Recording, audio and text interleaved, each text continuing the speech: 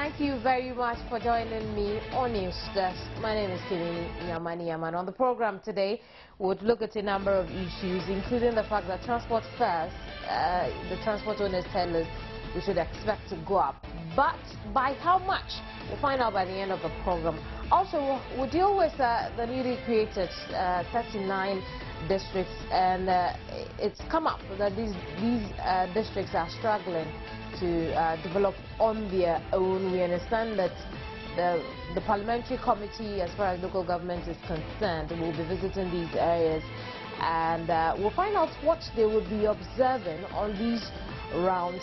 These and many more we'll discuss on News Desk today, and I'm totally grateful you were able to stay through it. But I'll be more grateful if you can share your thoughts with me on our social media platforms, Joynews on TV, on Facebook, and on Twitter. I tweet at Kemeni. I'll be so glad to share your thoughts as well with the rest of us here on News Desk. Let's get into our first issue of the day. And local government committee in Parliament concedes the newly created districts are struggling to survive amidst vigorous protests from the minority. 39 new districts, I'm sure you recall, were created ahead of the 2012 general election, with 7 old ones upgraded. My colleague Stephen Anti spoke with Eric Osai, who is Dean of Studies at the Institute of Local Government. Let's watch this. This appears to be the same problem that the minority foresaw when they mounted a vigorous opposition against the creation of these districts. Well, I mean, they cited gerrymandering as one of the reasons for which they're accusing government for. But looking at what is happening now, do you think that we actually needed these new districts? Yeah, the answer is yes.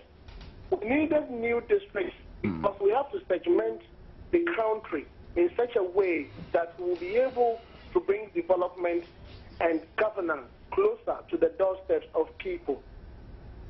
That I say, I would say yes. We needed to create those districts, and even there is a likelihood, if I'm not speculating, to create more, because if we are able to break the governance process into bits and pieces. But I mean, my concern is that in creating more, there must be sufficient funding, either from the central government or from the local government level, to run these districts. But if they're being starved of effective funds to run their administration, this is bad news, isn't it?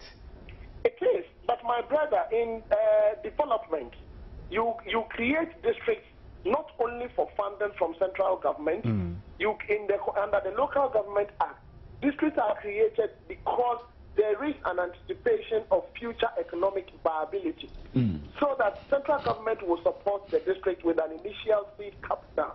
But subsequently, administrators of the district are expected to mobilize enough revenue to support what government would bring to support the needed development. We know that to start with, they are likely to have teething problems, because in the first 5 years, they are expected to put in place structures, systems, and processes that would help them to develop and then mobilize more revenue. So we don't expect newly created districts to over-rely on central government, aside the seed capital that will be given to them. But when you they are likely to mobilize more. When you speak of anticipation of economic viability, what kinds of tests or feasibility studies went into determining whether these new districts could be economically viable in the short term or long term before they were created? I mean, these should have been key determinants before they were created. But I'm sure the team that worked on the research that led to the creation of this district may have based it on various fundamentals. That is to suggest that they have the capacity and the availability of the revenue resource base to be mobilized. Right. I'm sure this was there. I wasn't part of the team, but I would have expected that this thing must be conducted so that a financial viability report would be available based on which they will be created.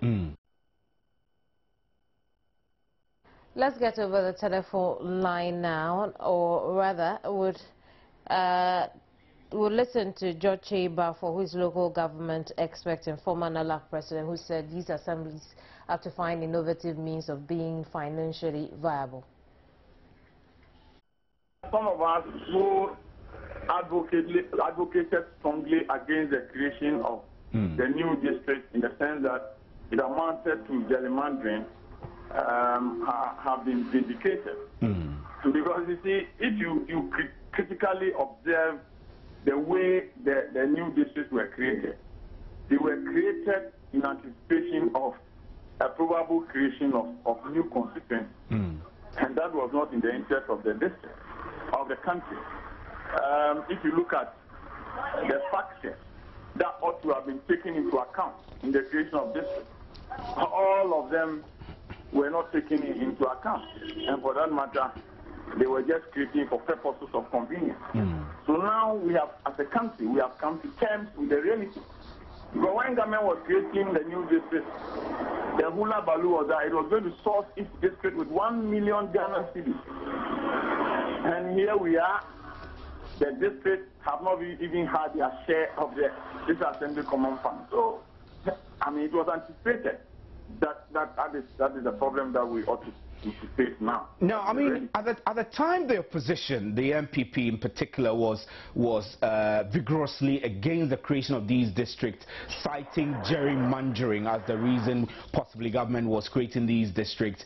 We didn't have a doubt that rezoning and demarcation of districts was necessary if you were to give people the opportunity to run their own. Do you still hold the view that the demarcation, rezoning was not necessarily bad in the first place? Do you still think so? Well, you see, the point is that demarcating the country into smaller units for purposes of administrative, developmental, and political conveniences is not a bad idea altogether. But the way it is created, because clearly, if you study the constitutional provision and the legal provision in our 462, you realize that the Electoral Commission ought to have created constituencies. And if the constituencies were carved out, then we could have gone ahead as a country to create districts for the constituencies, because we could not have 2 districts in one constituency. That was the ideal situation. And the Electoral Commission sounded the alarm bell that it was going to create 30 new constituencies. And mind you, the creation of districts is supposed to be done by the President in consultation with the Electoral Commission. And the Electoral Commission ought to have undertaken some fundamental activities that it is enjoined to undertake by the law. Right, so guess what I'll do? I'll get over the telephone now and speak with Ameyao Treme. He's ranking member for the Local Government and Development Committee in Parliament. Thank you very much for joining us, sir. You're welcome. Right, one of the things people want to find out now is what went into the creation of these 39 districts? Thank you so much. My regards to your listeners this morning. I find it difficult to say what factors were really taken into account when the districts were created. But if you look at the Local Government Act, it outlines the procedures and the processes, the factors that must be taken on board whenever you want to create a district or a new district. One of the things that you look out for is the population size of the area you want to create into a district. And for a district assembly, there must be a minimum of 75,000 inhabitants. Right. For a municipal area, it should be 95,000. And then for a metro, over 150,000. But if you look critically at some of the districts that were created in 2012, it clearly shows that the inhabitants are far less than 75,000. Let's take Time District, for instance. Before Banda was created out of Time, the total population of Time District with Banda inclusive was not even up to 80,000. And yet, that district was split into 2 districts. And Banda is a small area. It has only 6 electoral areas with a voting population of not more than 30,000. So the actual population for the area is even under 40,000. So this fundamental was not even considered. The other issues that you look out for is the economic viability of the area you want to create into a district. Right. I heard one of the people you interviewed say that in anticipation of economic viability. That is not what the law says. The law says that the place must be economically viable. So you have to determine the viability of the area before you go ahead, viability of the area economically before you go ahead to create it into a district. So if we have created areas into districts, and we realize now that they are not economically viable, and therefore they are solely dependent on government transfers, it tells us that the proper thing was not done right from the beginning. I see. Yes. So in 2012, it was an election year. I was a member of the local government committee. I was the deputy ranking member at the time. I remember we had a meeting with the then Minister for Local Government, Honorable Opuso Ampopo, when the board submitted legislative instruments for the consideration of both the local government committee and the subsidiary legislation. I was a member of the 2 committees, so I participated in all the meetings of this committee. And you know what? In one of our meetings, when we were suggesting that they were sidestepping some of the processes, he said that they didn't have time on their side because we have to create the district so that the electoral commission will be able to create constituencies. So we see that the ultimate aim was not for the district, but for constituencies. And that is why people talk about gerrymandering, to alter electoral boundaries so as to suit a particular political party or a government or somebody else. I see. I'm not sure if we've managed to establish that yet, but what would you rather is done now? What would I? What would you, in your opinion, should be done now as far as these districts are concerned? No, the harm has already been inflicted on us. The harm has been inflicted. So what we need to do is that government will have to rally financially to support the district assemblies, because you can't give birth to a child and starve it to death. Whether the child is prematurely giving birth to or whatever it is. Now they exist as district assemblies. They don't have the resources because their areas are not economically viable.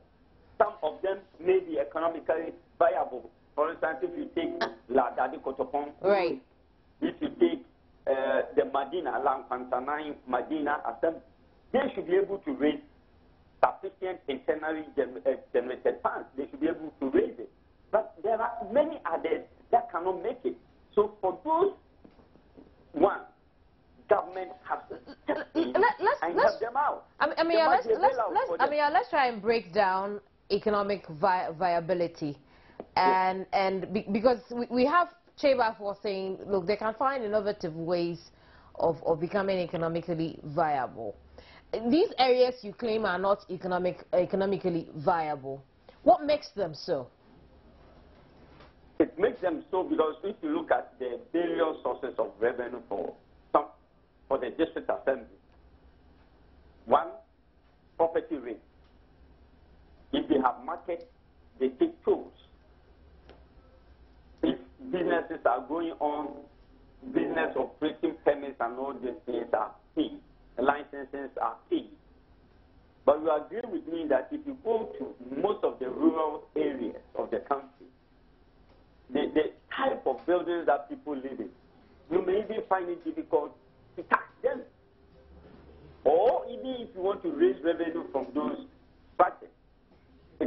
very, very minimal. You won't get much from this. 2, economic viability. If they don't have a big market like Medina market, they don't have markets at all. Where are they going to get the money? And most assemblies get their money from the market and from property rates.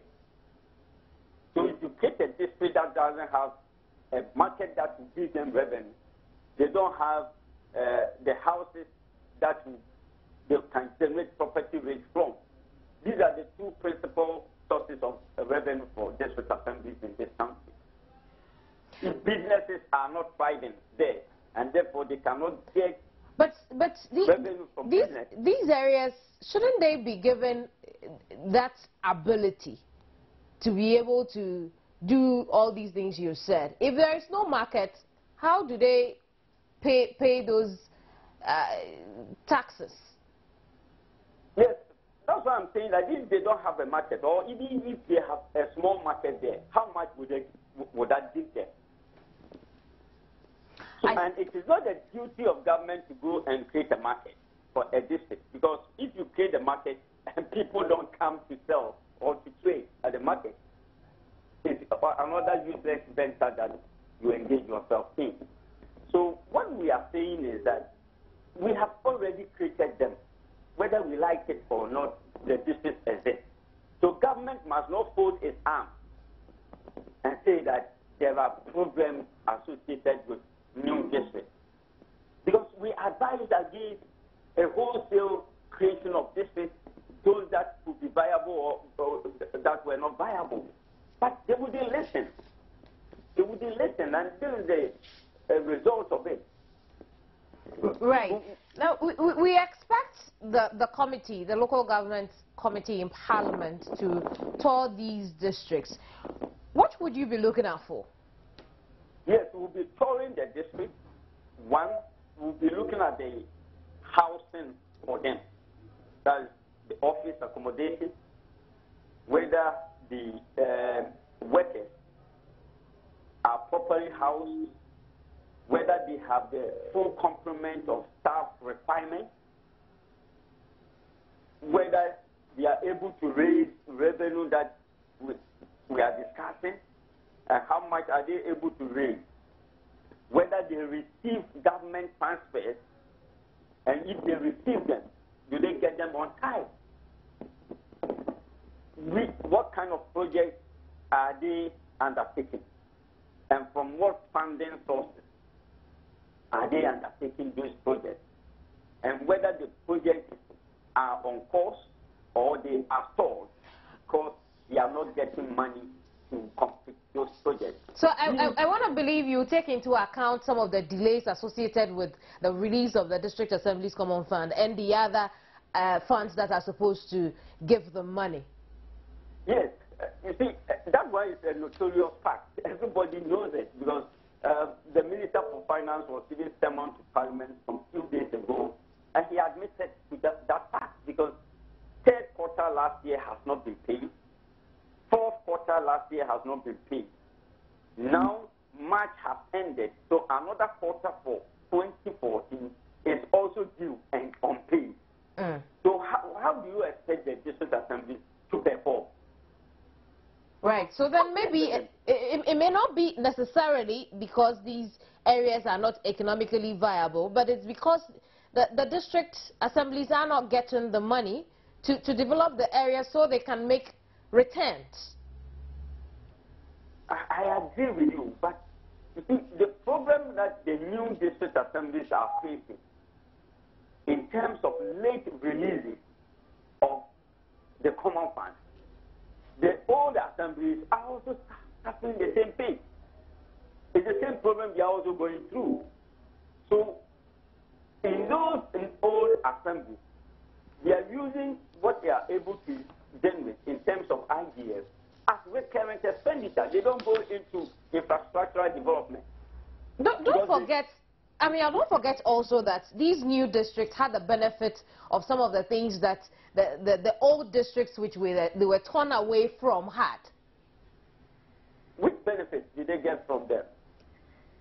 If, for instance, there was a huge market within the districts, they wouldn't have benefit of that now that they've been weaned off. I agree. The old may be better off than the new. Of course. They may be better off than the new because they may have their staff, they may have office accommodation, they may have bungalows for officials and the rest. But these ones are starting afresh. And that is why I said they need a bailout. And government disclosed its intention in the 2011 budget by saying that every new district assembly that was to be created will be given 1 million Ghana cedis as seed capital. Right. Our understanding now is that more than almost 2 years after they have been created, the Ministry of Local Government is now in the process of engaging or contracting people to go and build office accommodation for them. When you say something is seed, it's from the beginning. From the beginning. Now they are about 2 years into existence. And we are now taking steps to go and build offices for them. And if it takes another a year or 2 years, it means that the assemblies will be in existence for 4 years without office accommodation. Is that how you house an assembly? Or you have your own child, your beloved child? You say that I'm bringing you into existence and I want to help. Is that how you help them? Right. Now, besides looking at the DA offices, what else would the committee be looking into? I said that we'll be looking at their staff requirements. So the offices are there. We'll be looking at their finances. Because at the end of our visitation to the district, we will file a report in Parliament so that our observations will be discussed thoroughly by Parliament and for the general benefit of the people of Ghana. I'm sure we have an understanding of that. What my second question meant was beyond issues that were related to the office of the district assemblies. Yes. Would we go into the communities as well? That we should go into the community and find out exactly what these people need they don't have. I believe it should be necessary to the report. When we meet, we go to the assembly, we'll be meeting the assembly members. Okay. The assembly members represent the various communities. And so if there are challenges within their electoral areas, they will also bring them to the fore. We'll meet the chief executive, the district chief executive. So he will tell us the administrative challenges that they are encountering as a district. And of course, we'll also be meeting the personal head within the district assembly. So whatever the GC says, they will have opportunity to complement it or to support the statements that the GC will be making technically, because they are the technical advisors to the assembly.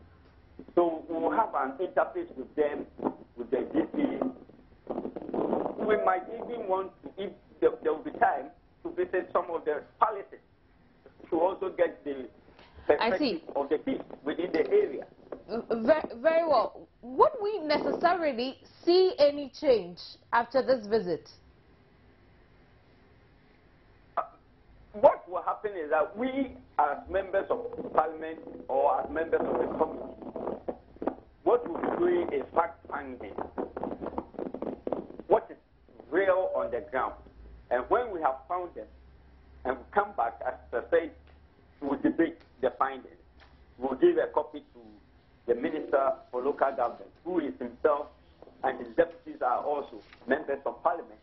Then the policy change or certain decisions at the policy level will have to be taken. If the matter has to be taken to Cabinet for the discussions of Cabinet with the President and everybody, so that they will know the special interventions they will have to make, especially in the case of the new district assembly. Right. We'll leave it here for now. Thank you very much, Amiel. Amiel, Chairman, Ranking Member, Local Government and Development Committee of Parliament. And don't forget that you can share your thoughts with me on our social media platforms. Joynews on TV. I'll be so glad to read your thoughts with the rest of us here in this community. But also ahead, would look at the economy. when I return.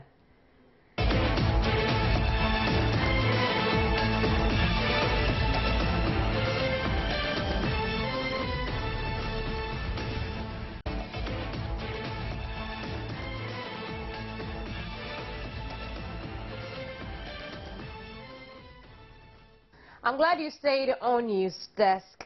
Let's get to talk about the economy. We'll start off with fuel prices having shot up. Petrol has gone up 7.06%, diesel 52.8%, LPG 4.74%, and so on and so forth. The most worrying parts, especially for passengers or patrons of public transport, is whether or not fares would go up. We are joined over the telephone by Ben Usu-Pepra. He's chairman of the Ghana Road Transport Coordinating Council. Thank you very much, Ben, for joining us here on News Desk.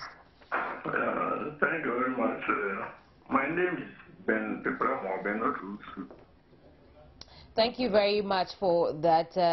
I'm sorry I got that wrong, but what should passengers expect? It will go up by how much? Let me assure you that definitely it will go up, but I cannot say precisely right now because I told your colleague that we are on our way to the ministry to negotiate about it. So I cannot say anything precisely, but I know it will go up. Very well.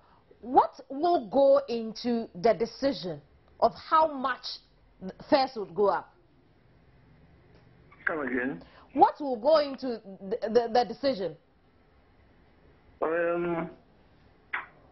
are looking at other components being used to run the transport, and then at the same time the fuel itself. But we know that fuel is just a minute component being used to run transport.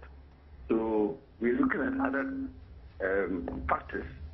But this can be done after it has been confirmed about the increase of the fuel. Yesterday, when we heard it, some of us thought probably it was April Fool, but there was no any prior information, so we weren't sure of it until later in the day that we saw that people were saying this, so it might be true. And we need confirmation, and then we also get a round table to see what can be done about it. Right. The other problem is how you regulate how much you add to the fares.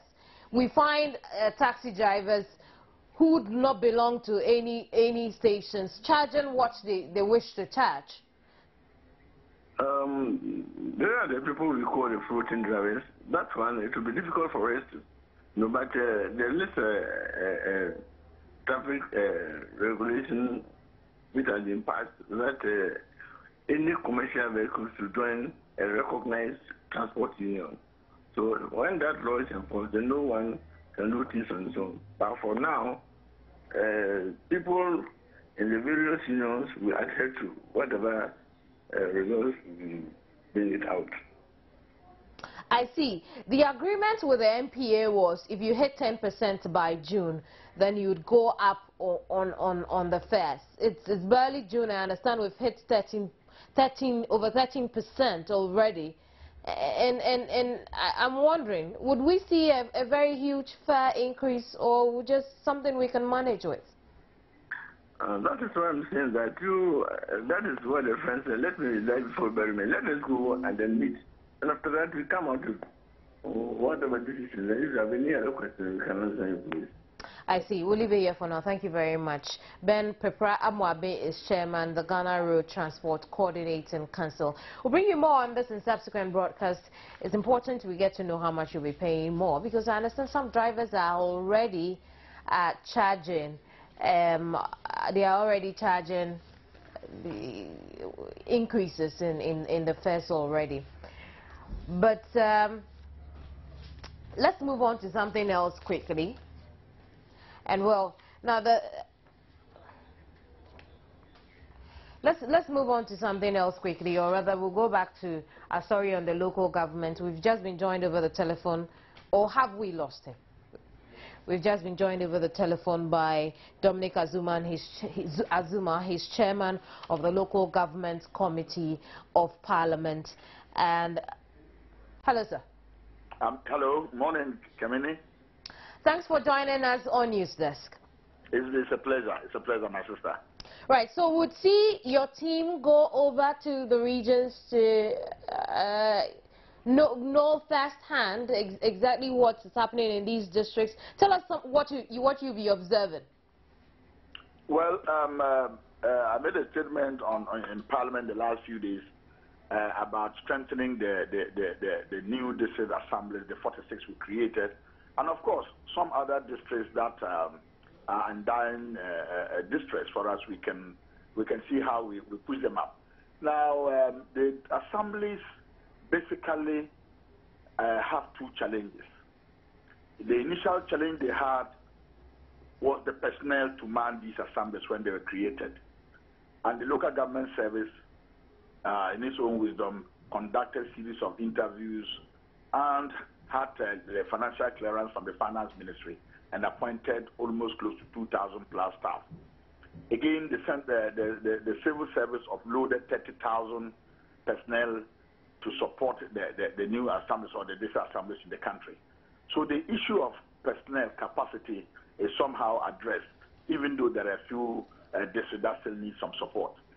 But the biggest challenge we have is the financial backing, the financial base of the assemblies. Two areas of their operations is their internally generated revenue and support or grants and releases from central government. And in this direction, we're referring to the District Assembly Common Fund. These are the two main sources of revenue that strengthens or provides resources for the running or the operations of the assemblies. Unfortunately, some of the assemblies, in terms of the internal generated revenue, their revenue base is very weak. Some of them are so rural that commercial activity is not very vibrant in their districts. Economic activity is quite slow in their districts. So for them to be able to raise sufficient RGF to run these assemblies is a big challenge to them. Right. And so immediately you must think of what next, and it is the issue of the District Assembly Common Fund. And the question some are asking is, why then did we win them off the mother districts, if you like? Well, clearly you can see that if you want to continue thinking of the revenue base or the economic base of the assemblies before you can create new districts, you certainly go to stifle development in the country. Some of the old districts were absolutely unwieldy. Absolutely. Some of them you could travel over 75 to 100 kilometers. And that is one district. Vast. Go to the Western Gonja. Go to the Eastern Corridor. So if you want to look at that in terms of their revenue base alone, that's not sufficient for not creating. You know, of course, as part of the criteria, you need economic viability, a limited amount of economic viability of that district. But it is the belief that whether you create the district or not, central government responsibility will be to develop that area. So the revenue the central government is going to use to develop that vast area, it is better for you to create districts and those revenues are transferred to the people on the ground to be able to use to develop themselves because they will know the priorities. So after winning off some of these districts from their mother districts, it was very important. Even in the developed countries, you'll go and see a district of a population of about 500,000, where another district is running of about 2 million people. You see? So it is not a very good argument for us to say that because a district alone cannot economically stand on its feet, you don't create it as a district. There are so many factors that will go into it. The other thing of the area, the developmental challenges of the area. And so you need government or central government resources to be pushed there. And the best way of pushing that central government resources there is to give it to the assembly itself to run the activities for their development agenda there. The other thing too is the fact that central government went into this too quick before it could come out with a clear-cut plan and the ability to help these areas develop. No. You know, at the time we were passing or establishing this new district, legally speaking, everything was right. One, we had conducted the 2010 population census.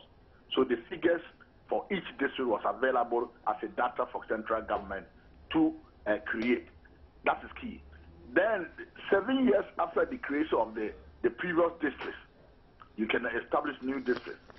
And so we had met that criteria. And don't forget, the creation of these assemblies is the prerogative of His Excellency the President. Absolutely. After he had visited the countryside and listened to the concerns of the people and listened to the developmental challenges of the people, one option out left is sometimes to create districts to give that kind of power to the people themselves to develop themselves. You know, so it was not that it was an afterthought. No, I'm sure that all that was left was for central government to do regular transfers of their resources to the assemblies. That will help them mobilize these resources sufficiently and develop. Unfortunately, we started having financial challenges starting 2013 and going into 2014. And that was what impacted negatively in the operations or performances of the assemblies. But if the financial challenges were removed and there is a regular flow of the release of resources to the assemblies directly, I can tell you by now the issues we talk about they wouldn't have been there at all. Because they will develop their own development plan. They will develop their own budget. And then they will tailor all the resources that come into their assemblies for achieving those goals they have set themselves. So I think the biggest challenge we had was the issue of releases from central government. And of course, we all know the financial challenges as put yesterday by the finance minister. They have been facing these challenges in the last few years. When are we going to see the tour start? When are we going to see? The touring of these districts. When will it start? When the tour? Oh, okay. Well, my committee we are now on recess. A few assignments we are engaged upon, but we're drawing the program. Hopefully, in the middle of April, starting up to the end of May, we're going to zone the country. Our proposal was first of all to start with the four regions of the country. Okay. That is the Upper East, the Upper West, the Northern region, and Brong-Ahafo. And specifically to visit the new districts. We are more concerned. After the established districts, somehow they have made impact. But we are so concerned about the new districts, and we want to see what is happening on the ground.